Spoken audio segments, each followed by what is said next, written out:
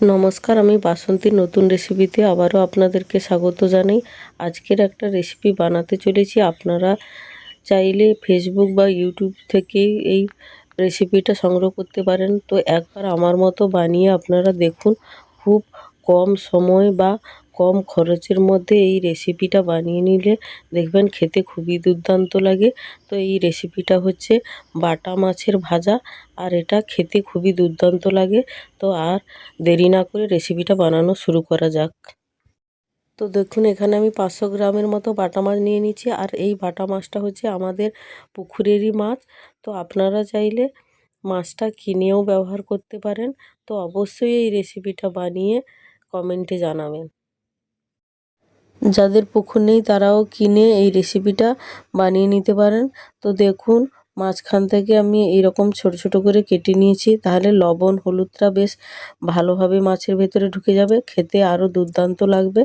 তো এরপরে আমি দেখুন দিয়ে দিচ্ছি মাছের পরিমাণ অনুযায়ী লবণটাকে দিয়ে দিচ্ছি দেখুন। তো এরপর দিয়ে দিচ্ছি 1 চামচের মতো হলুদের গুঁড়ো। তারপর দিয়ে দিচ্ছি হাফ চামচের মতো লঙ্কার গুঁড়ো। যেহেতু লঙ্কাটা আমি পরে ব্যবহার করব, তার জন্য এখানে অল্প পরিমাণেই লঙ্কার গুঁড়োটা ব্যবহার করেছি। তো এরপর হাত দিয়ে বেশ ভালোভাবে মেখে নেব। এত সুন্দর করে মেখে নিতে হবে যে মাছের গায়ে যেন খুব সুন্দরভাবে লবণ হলুদটা মেখে যায়। তো দেখুন, বেশ সুন্দর করেই মাখানো হয়ে গেছে।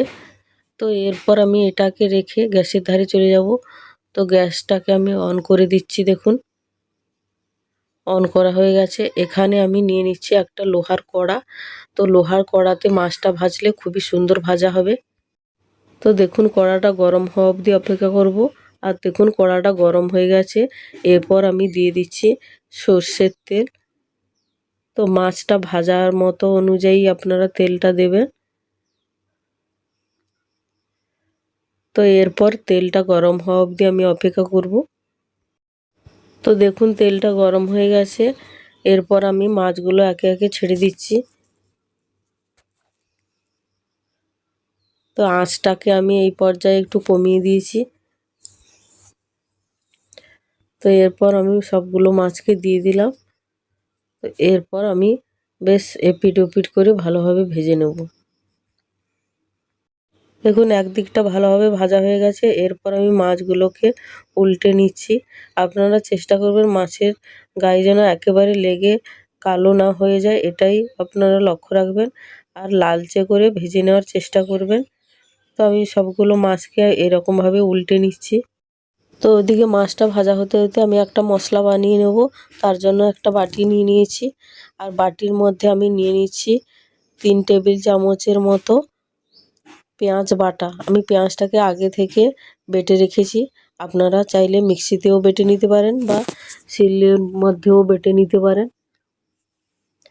তো 3 চামচ আমি পেঁয়াজ বাটা দেওয়ার পরে দিয়ে দিচ্ছি অল্প পরিমাণে লবণ। যেহেতু মাছের মধ্যে লবণ দেওয়া আছে, তার জন্য আমি অল্প পরিমাণেরই লবণটা দিয়েছি। আপনারা মাছ দেখে লবণটা অবশ্যই ব্যবহার করবেন। তারপর দিয়ে দিচ্ছি সামান্য পরিমাণে হলুদ। তারপর দিয়ে দিচ্ছি সামান্য পরিমাণে লঙ্কা। তো এরপর যেটা দেবো সেটা হচ্ছে জিরের গুঁড়ো। তো জিরেটাকে আগে থেকেই আমি গুঁড়ো করে রেখেছিলাম। সেই জিরের গুঁড়োটা দিয়ে সবগুলো মশলা একসঙ্গে মিশিয়ে নিচ্ছি দেখুন। তো মশলাটা বানাতে বানাতে এদিকে আমার মাছটাও প্রায় ভাজা হয়ে এসছে। তো আমি আপনাদের অবশ্যই দেখাচ্ছি মাছটা কিভাবে ভাজা হয়েছে। তো দেখুন, মাছটা ঠিক এই অবস্থাতে এই রকমভাবে ভাজা হয়েছে। আর এতটা তেল আমি মাছের মধ্যে রাখবো না, তেলটাকে আমি তুলে নেব। যেহেতু মাছটা ভাজা হয়ে গেছে, তো তেলটা তোলার পরে আবারও ফিরে আসছি। তো দেখুন, তেলটা তোলা হয়ে গেছে, অল্প তেলই রেখেছি। তো এরপর আমি ছোট চামচের সাহায্যে অল্প অল্প মশলা দিয়ে এর গায়ে মিশিয়ে দেবো। দেখুন, যে মশলাটাকে আমি এক্ষুনি বানিয়েছি, তো ওই মশলাটাকে প্রত্যেকটা মাছের গায়ে ঠিক এই রকমভাবে সুন্দরভাবে মিশিয়ে নিচ্ছি। তো মাছের একদিকটাতে মশলাটাকে মেশানো হয়ে গেছে। এরপর খুন্তির সাহায্যে আমি মাছগুলোকে উল্টে নিচ্ছি। তো সবগুলো মাছকে ঠিক এই রকমভাবে উল্টে নিতে হবে। তো দেখুন, সবগুলো মাছকে উল্টানো হয়ে গেছে। এরপর এই সাইডটাতে আবারও সেই মশলাটাকে আমি দিয়ে দিচ্ছি। আর একটা দিকেও মশলাটাকে বেশ ভালোভাবে দিয়ে দিয়েছি, দিয়ে এরপর বেশ আবারও ভালোভাবে ভেজে নেব। আর আঁচটা এই সময় একদম হালকা রাখতে হবে, না হলে মাছের গায়ে লেগে লাল হয়ে যাবে। তো এই রকমভাবে আবারও বেশ ভালোভাবে আমি উল্টে নিয়েছি দেখুন। তো এই অবস্থাতে অবশ্যই অল্প একটু তেল দিয়ে দিতে হবে। তো দেখুন আমি অল্প করে ওপর থেকে তেল দিয়ে দিচ্ছি। তেল দিয়ে আবারও বেশ হালকা করে ভেজে নিচ্ছি। তো দেখুন কত সুন্দর লালচে করে ভাজা হয়ে গেছে। তো এরপর একটা প্লেটের মধ্যে আমি মাছগুলোকে তুলে নিচ্ছি। তো সবগুলো মাছ তোলার পরে আবারও আপনাদের সামনে ফিরে আসছি। তো সবগুলো মাছ তোলা হয়ে গেছে, দেখুন দেখতে কত সুন্দর লাগছে।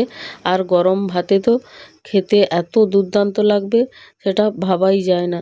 তো আপনারা একবার চেষ্টা করবেন এই রকমভাবে বানিয়ে নিতেন। তো আপনারা তো দেখলেন খুব কম খরচে বা কম সময়ের মধ্যে হয়ে গেছে। তো যাই হোক, আমার রেসিপিটা দেখে তোমাদের কেমন লাগলো অবশ্যই জানাবেন। আর যদি আমার এই রেসিপিটা ভালো লেগে থাকে লাইক কমেন্ট শেয়ার করবেন আর সাবস্ক্রাইব করে আমার পাশে থাকবেন। ভালো থাকবেন, সুস্থ থাকবেন। দেখা হচ্ছে আবারও কোনো এক রেসিপি নিয়ে। নমস্কার।